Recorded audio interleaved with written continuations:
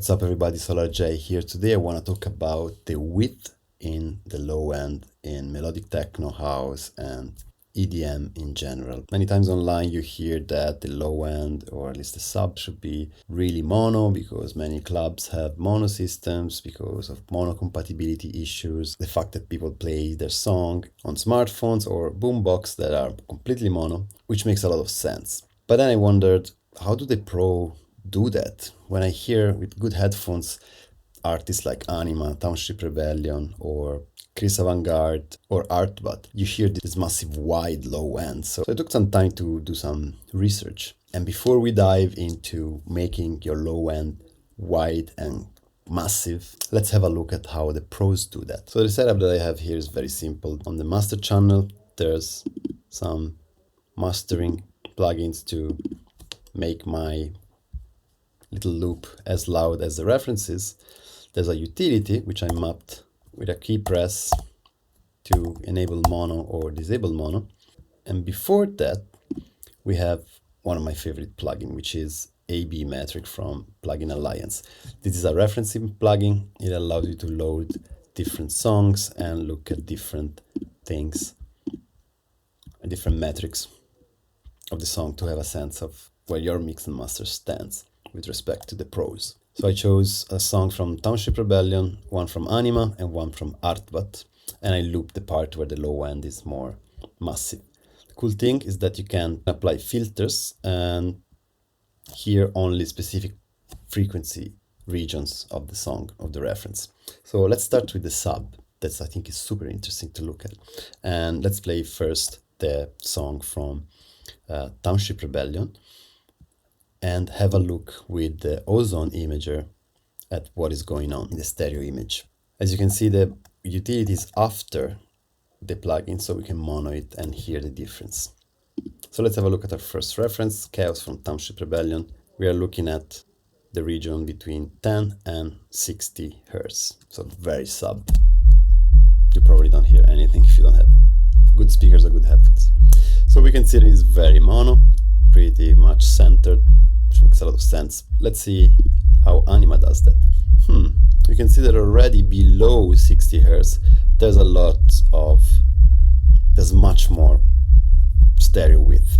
But look at Tibet from ARTBAT. So basically we're hearing only the sub and the kick, the sub part of the kick right here. But look at this. It's massively wide. And it never goes below 0, which, if you know how this diagram works, means that it's not really mono incompatible. It's kind of mono compatible. Indeed, if I mono it, you can hear that the intensity of the sound does not drop dramatically, right? But when I saw this, it was like, whoa. So what we can learn from this, I think, is that there's no golden rule. It's not like the bass should be always mono. The sub bass should be always mono. There are clear, famous, great exceptions to it. It doesn't have to be always stereo, on the other hand. It just depends on what you want to do with your track, as usual music production. But I think adding stereo width on the sub region of your mix adds this feeling of smoothness, of immersiveness. So I kind of like to do it. And I'm going to show you the way that I managed to achieve this kind of width in my own productions. But before that, let's have a look what happens if we enlarge a bit the frequency range that we are looking at, and basically looking between 10 and 250. As you remember, if you remember, this one was really centered in the sub region, but we can see that the moment we look also at the bass part, so below 250 Hertz, it starts to get wide. This one gets even wider, and this one is all over the place, but still, now we are looking, and we're in mono, still mono compatible. And that's not easy to achieve, and that's why these guys are famous. Okay, now that we saw that many pros low end can be wide, how can we achieve that width without losing the mono compatibility? So I made a very simple 4-bar loops. Here's my kick, which I basically EQ'd and compressed a little. This is my bass made with serum, which I sidechained to the kick EQ'd a little, and then I put some heads just for fun. As we can see from the imager, our low end is very mono at the moment. So how do we make it wider? The best way I found to do it is using reverbs. And this is a preset that I made. It's called Bass Wide 1. I'm gonna make it available for download in the description. And trick to it is basically to have a very low and short decay and favor early reflections rather than the late ones in Valhalla room. This is basically how it sounds if I start to send my bass, which is basically a sub and a sawtooth.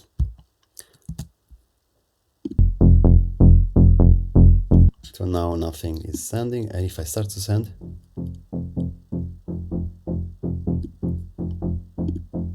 we can see that it's very wide,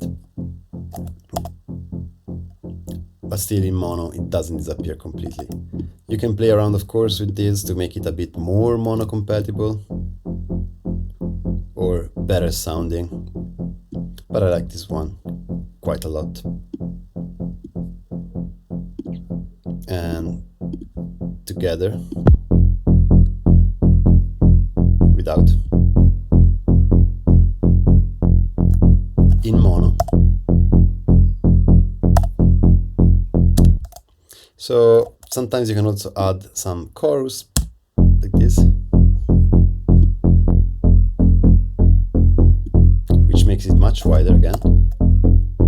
But in mono, it gives this kind of comb filtering effect. So unless you want to color your sound a lot, I would just go for the reverb.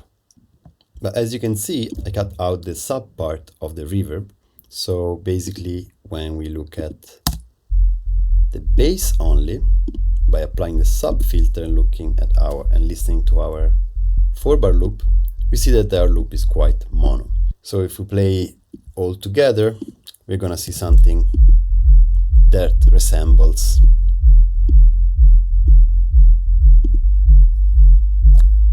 the Twownship Rebellion low end width.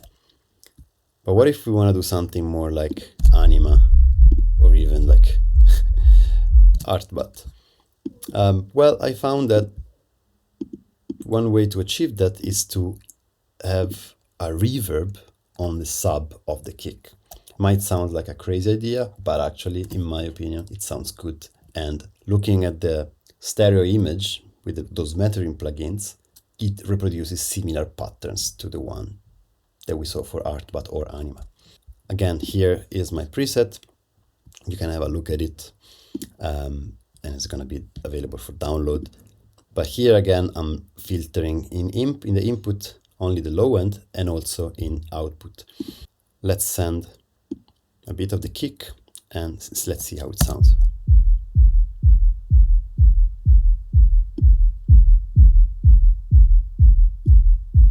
Let's have a look at the plugin.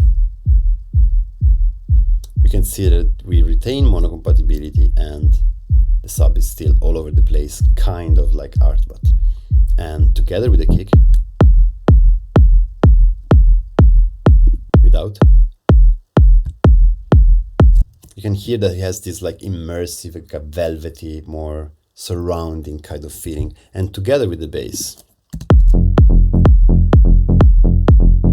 we see that we have a pattern that is similar to Anyma or ARTBAT. And also if we mono it, we see that we lose that immersiveness that is actually present here. Another thing we can do is just mute the sends without the sends, with the sends.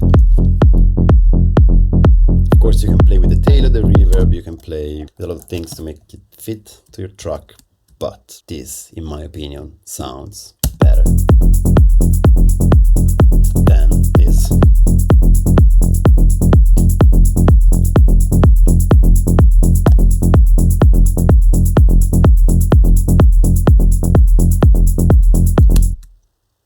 So if you found this interesting or learned something today, don't forget to like and subscribe. And I hope you enjoyed having a look at how the pros do make their low end wide and immersive, and some ways that I use to achieve that kind of feeling. And if you did, don't be a stranger. Check out my Spotify, my Patreon page if you feel like buying me a coffee, and see you next time.